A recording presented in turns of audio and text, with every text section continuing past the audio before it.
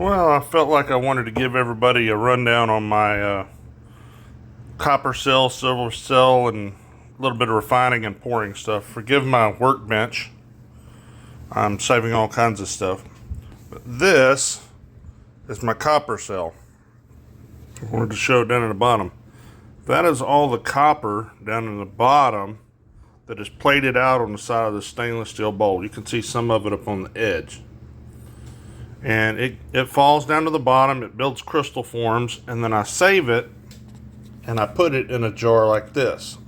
On the bottom it looks darker, and that's because I didn't put any water in it to keep the air off of it. The one on top I got out last night and put water on it, so it still shows shiny. And if you can't tell, it also glitters like sparkles like glitter. But that is pure copper. There's nothing else in it but copper. I'm going to go try to make some copper buttons in a minute. And if y'all are interested, I may try to put these on for sale for y'all. That will cost more than the value of copper, because I can always sell it for a scrapyard or copper price. But I'm going to try to keep it cheap. Right now, the cheapest I've found to buy copper as bullion, which is how I'm going to be selling it, is about 8 to 10 times the going rate of copper. I'm going to try to keep this at twice the going rate of copper, maybe 4 times. I have to buy my gases, chemicals, electricity, stuff like that. So I hope you understand. But anyway, that is the pure copper. I'm going to scrape the sides of the bowl down right quick and then show you what that looks like.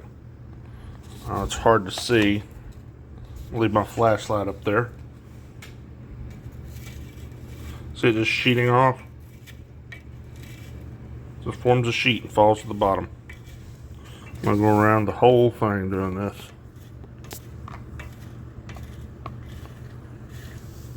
And it just forms pure copper down in the bottom. And the longer you leave it, the thicker it gets. And yes, that's copper floating on top of the water. Bet you didn't think you'd ever see that. But this copper can be used for making arts, jewelry. If you wanted to make your own copper jacketing for bullets, you could do that. If you wanted to pour it in a bar and save that for future use, you can. But anyway, that's my power settings right now. I'm running constant current at 1.4 amps. Actually, I'm going to turn that up just a little bit. I'll turn it to 1.5 amps. And it's going to be running at basically 8 volts, drawing 12 watts of power. That doesn't really warm the bowl up. I ran it at 12 for a little bit the other day, and the bowl didn't get hot, but it did warm up as though it had a heater in it. But anyway, that is copper sulfate root killer from Home Depot, dissolved as much as I could dissolve in boiling water, poured into the distilled water, and then poured into the bowl. And then I topped it off within about 1/2 inch to 1 inch from the top of the bowl with water. And what this is, I'm going to take this down so you see it better, is just a solo cup that I've drilled some holes into. And this is what happens. It eats. This is one of those copper bars that I poured the other day. It eats it away. And as the copper sulfate dries, it forms crystals on the copper bar and the anode clamp. Secure this. Anyway, the positive goes to the anode, which disappears. I think that's how that is, the anode, cathode, I get those mixed up. And the bowl itself becomes the cathode, so that it plates all the way around the bowl. And anyway, I'm going to get some melting crucibles, and I'm going to go out back, and I'm going to try to melt a copper button to see if I can keep it bright and shiny. And I'm also going to try to measure them up, pre-measure them up to 1 ounce, so that when I pour them, they'll be at least 1 ounce. Actually, I'm going to put a little bit more into it. to guarantee that there'll be at least 1 ounce. Thank y'all. Okay, I've measured this out as close as I can get to about 31 grams, or a troy ounce, 31.102, I believe. Normally when you melt or pour or weigh copper, it's based on a generic ounce, which is 28 grams. But I'm going to treat it as if it's bullion, so I'm going to weigh it as if it's bullion. So now I'm going to go to the melt process, so y'all just sit back and enjoy it. Melts in a hurry, doesn't it? It's so thin.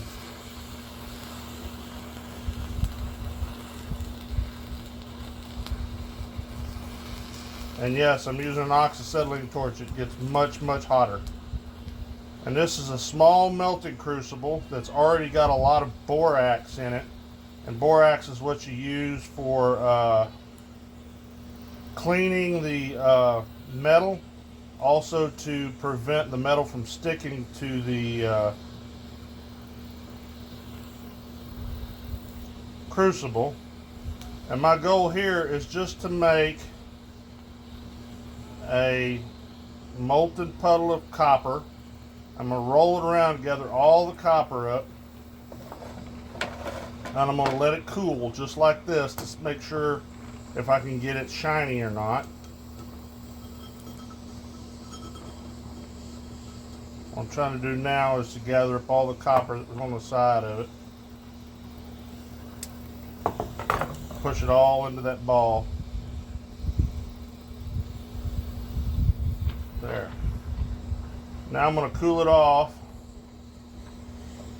and see how it doesn't quite want to cure shiny. Now we're going to let it cure, and when it solidifies, I'm going to dump it into water. Oh, still liquid.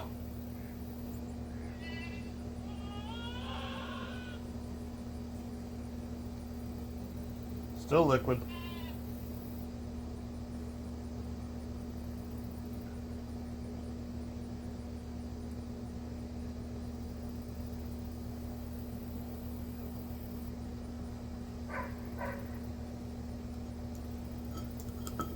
Alright, I'm going to need both hands for this.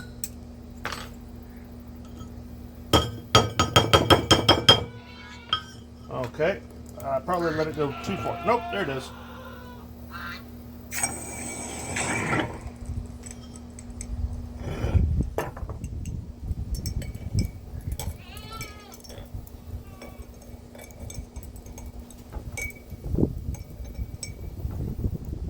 That right there is 1 ounce of copper. I'll have to clean it up here in a little bit, get the rest of that slag off there.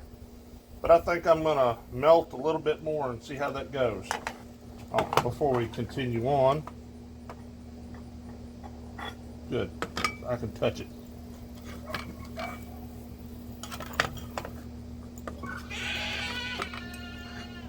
I don't know if you can see it. We're going to turn this on. Tell her out.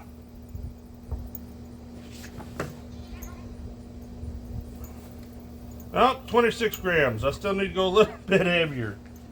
Guess I had more water in there than I thought. I'll put a little flux on top of it afterwards too. Some more copper.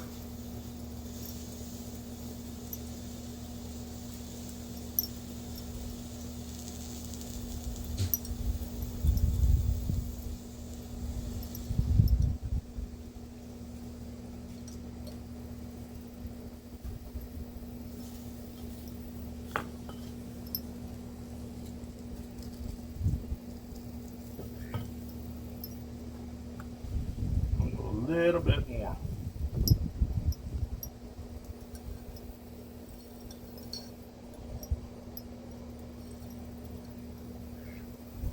Trying to find the right.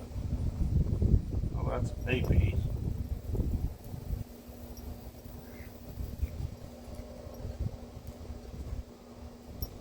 This one's thicker. Now let's see what we got.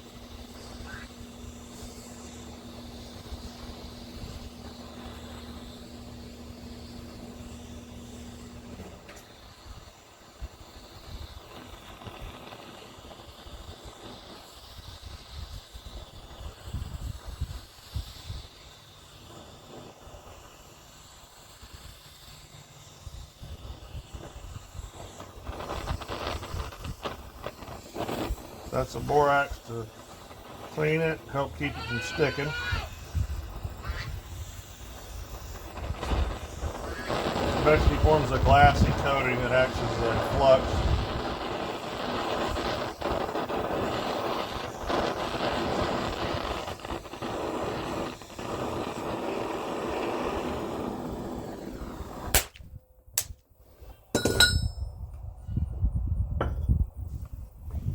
This cools. That's neat how that copper just floats around on top like that. I'll drop it in the water.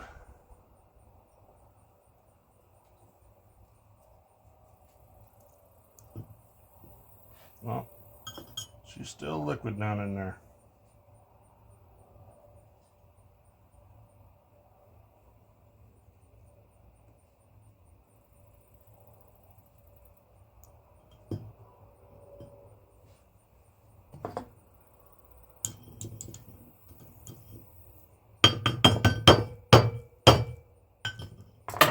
Come on. It's too hot to hold, so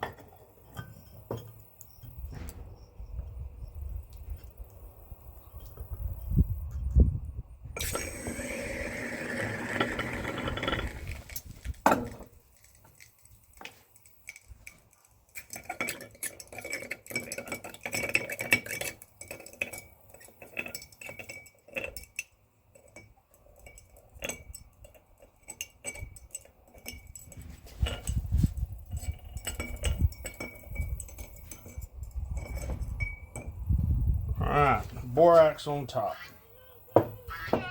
Fire brick so it's not too hot. I'm going to tear the scale off. 35. So I'm at least 3 over, so I can clean this thing up. What I'm going to do now is I'm going to go clean it up, and I'm going to come back with a picture of it to show you. But that does look much neater than those bars did. You see all the slag down on the bottom of it? I'm using too much borax, I'm sure. It's collecting all the ash from that acetylene torch.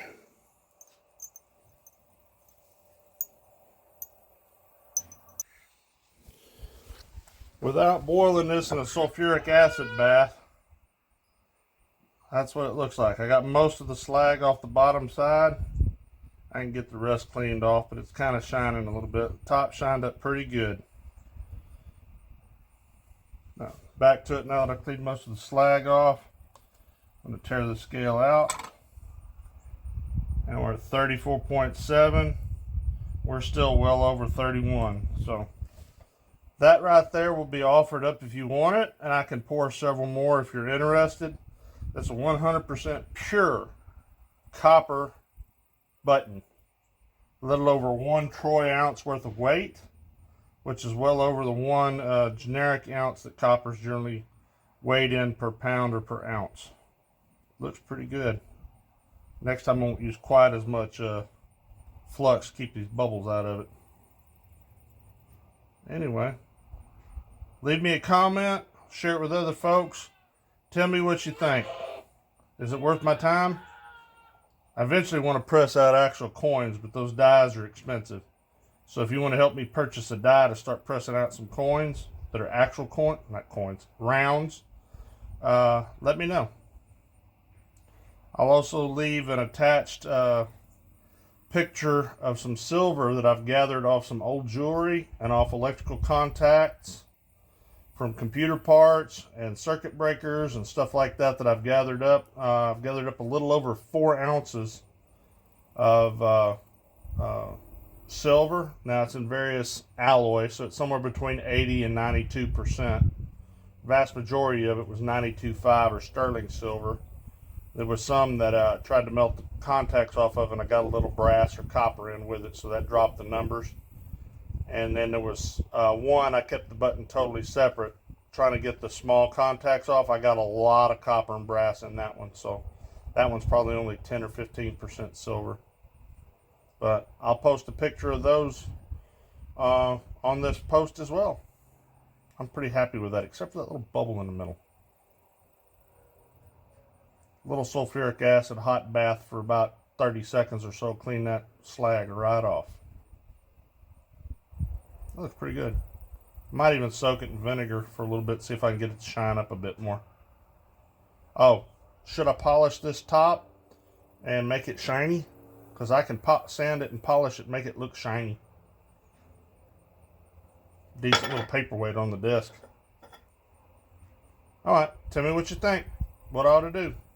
Thank y'all.